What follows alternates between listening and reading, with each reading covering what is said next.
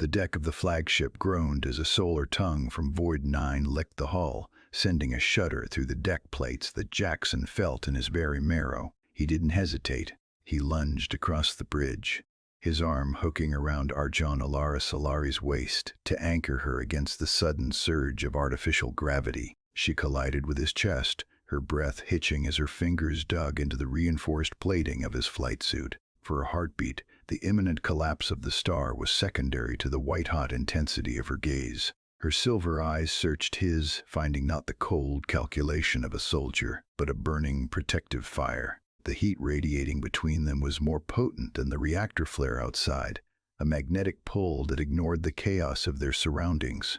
3 hours earlier, this mission had been a death sentence on paper. The Galactic Council had long enforced a policy of strict isolation for the Terran systems. To the rest of the galaxy, we were the Space Orcs of the Fringe, a race of Deathworlders born from a planet of crushing gravity and unpredictable storms. They viewed humanity as a primal force to be contained, an apex predator that didn't know its place. But where the Council saw a threat, we saw potential. Captain Jackson Thorne lived for that potential. When the distress call from the Lumina Hegemony's crown jewel reached the Terran spirit, he didn't wait for a diplomatic clearance that would never come. He engaged the slipstream drive, trusting in human ingenuity and the raw power of Terran engines to bridge the gap before the star Void 9 went supernova. He had breached the flagship's perimeter with a precision that defied the laws of any standard science fiction story, cutting through the hull to find Alara Solari. She was the Archon of the Hegemony, a woman whose beauty was matched only by her reputation for ice-cold logic. Yet, as Jackson pulled her from the wreckage of the bridge, he found no ice. He found a woman who moved with a lethal grace, her touch sending an electric shock through his system that had nothing to do with the sparking wires around them.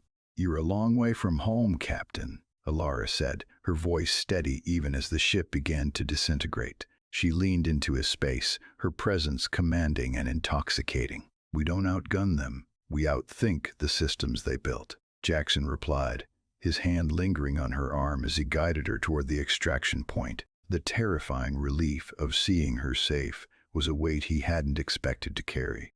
As they reached the safety of the Terran spirit, the political weight of the rescue began to settle. This wasn't just a sci-fi tale of a hero and a maiden. It was a spark in a powder keg. The Council would use this to justify a total war of containment. Alara stood in the center of the bridge, her silver robe shimmering under the high-intensity lights. She looked at Jackson, her gaze sharp with a sudden, daring clarity.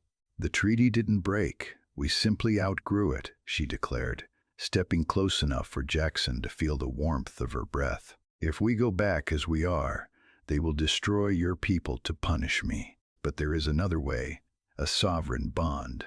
A royal marriage between our houses would legally dissolve centuries of anti-human laws. It is a future built on choice, not the inertia of fear." Jackson looked at her, the audacity of the plan fueling the grin that spread across his face. It was the ultimate gamble of the Terran spirit to weaponize honesty and connection in a galaxy that only understood control. The crystal spires of Lumina Apex did not just reflect the light, they amplified it, turning the summit into a beacon that could be seen from orbit. But as the extremist fleets descended, the radiance was eclipsed by the oppressive hum of heavy ion cannons. Jackson felt the familiar surge of adrenaline, the sharp, metallic tang of ozone filling the air as the platform's defensive field strained. He did not reach for his rifle first. He reached for Alara. His hand gripped her waist, pulling her into the protective curve of his body as the first explosion rocked the spire. The heat was immense, a physical wall of pressure, but Jackson was a product of a world designed to break the weak. He was a Deathworlder, and he would not be moved. "Stay close," commanded, his voice a low vibration she felt in her chest. Alara did not pull away. Instead, she leaned into the contact, her own strength rising to meet his. "I have no intention of being anywhere else, Jackson." The ambush was meant to be a clean erasure away for the Galactic Council to remove the Archon and the Terran captain before their union could challenge the status quo. To the Council, this was a sci-fi nightmare of two apex predators uniting.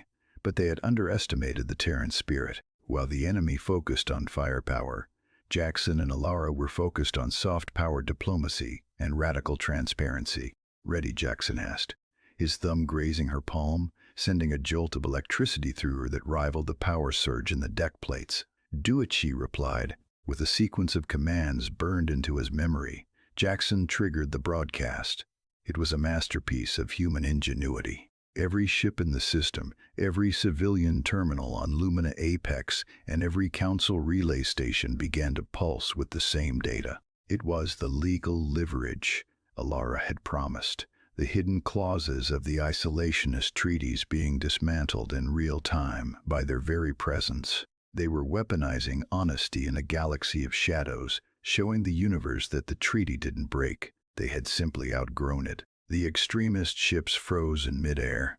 The pilots, many of them hegemony citizens, saw their archons standing back to back with a human, their eyes filled with a shared purpose rather than the expected terror. The data streams proved the Council had planned to sacrifice Alara to start a war. The public truth was a weapon more devastating than any plasma bolt. Jackson felt the tension in the air snap. The fear that had fueled the Council for centuries was being replaced by a terrifying, beautiful relief. He looked down at Alara, the magnetic pull between them undeniable. In the face of certain death, they had not just survived, they had changed the trajectory of the galaxy.